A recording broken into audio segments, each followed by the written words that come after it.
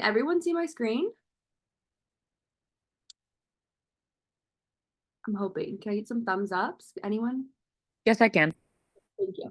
Okay. So Yes. if I have coached you before, you know that I talk about sleep all the time. Sleep is so important. It is so important for your mental health, your physical health, your gains in the gym, everything. So I could have went in length with this, and I actually did, and I had to chop it up so I didn't keep you guys here all night. So I'm just gonna go over basically the top ones. So strategies for deeper sleep and boosting energy. Deep sleep. Can you guys see this? Because I have this little bar at the top. Is that bar at the top for you guys too? No. Okay. Cool. Deep sleep. So, deep sleep, which is also known as slow wave sleep, is the most rejuvenating stage of sleep. During this stage, your body gets to work up and repairing, restoring many systems for your brain, to your muscles. Ideally, we should at least get at least 1 to 2 hours of deep sleep per night. And I'm not talking about like, oh, I went to bed at 8 p.m. and I woke up at this time, like actually being in deep sleep. So when you don't get as much sleep as your body needs, you're more likely to experience side effects, irritability, fatigue, trouble concentrating, and even increased cravings for high food. So if you ever like taken a really early flight and all of a sudden it's like 3 a.m. and you all you want is like junk food, it's probably because you didn't get a ton of sleep the night before.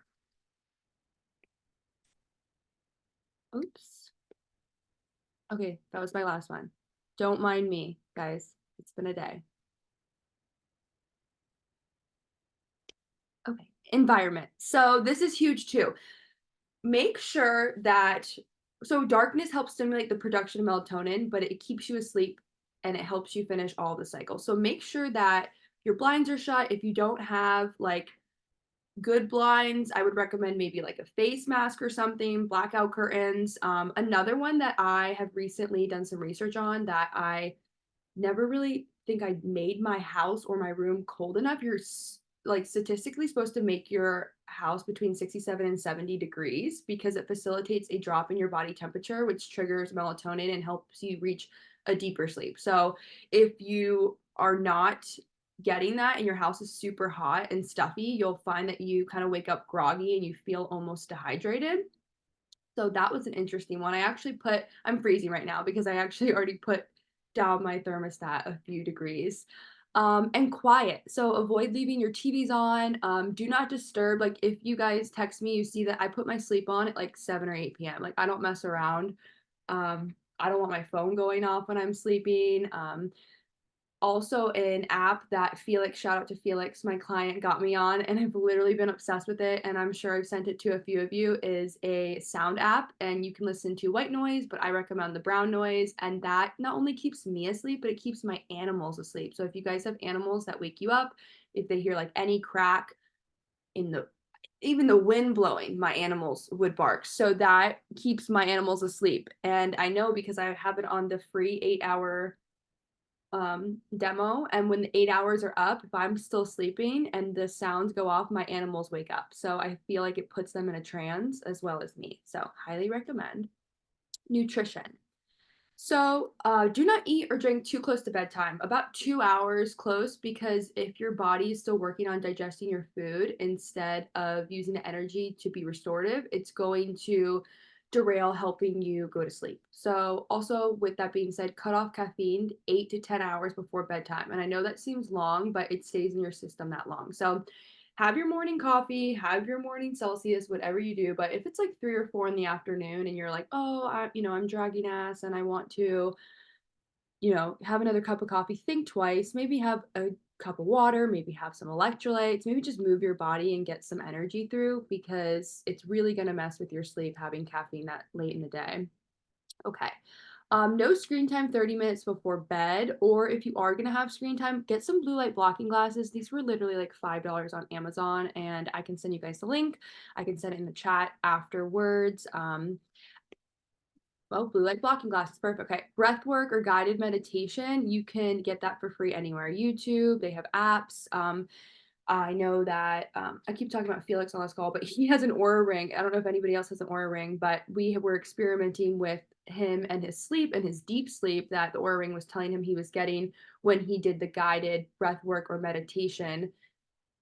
and then when he didn't do it. And when he got less sleep, but he did the guided breathwork and meditation, he was actually in deeper sleep longer than when he got more sleep. So super interesting how your brain, how you kind of get in the mood before you go to sleep dictates the type of deep sleep that you're in. Like I just mentioned before, using a sound app and then using low lights instead of overhead lights. And this also goes for like brown lights instead of those blue lights. And also, they say that once the sun sets, you should be technically only using like warm lights, which would be you can use candles or have like warm light setting on some of your lights. So it's just better to kind of like tell your brain to settle down. And then practicing yoga nidra. Okay, and then some supplements that I know that a lot of you guys are on, if not magnesium, L, and I might butcher this, L-threonate and L-theanine. And whoever knows that I said that wrong, excuse me. They help improve deep sleep. There's a few different types of magnesium, so just make sure that you're getting the ones that improve deep sleep. There's ones that improve different types of things. All magnesiums are great, but those are the ones for deep sleep. Valerian root, so you can take that 30 minutes before bed, and then ashwagandha. I love ashwagandha. I take it every day. It helps with stress and anxiety, and that will be basically at the root of poor sleep because you are typically, whatever you feel before you go to bed is kind of how you're falling asleep. Okay. So, with that being said, I kind of ran through that pretty fast. Does anyone have any questions about that or any of the topics that I went over? I have a question. When you say obviously like to not eat 2 hours before bed, but then you're saying like not drink. I pretty much drink water up until I go to sleep. Are you saying that I shouldn't drink water?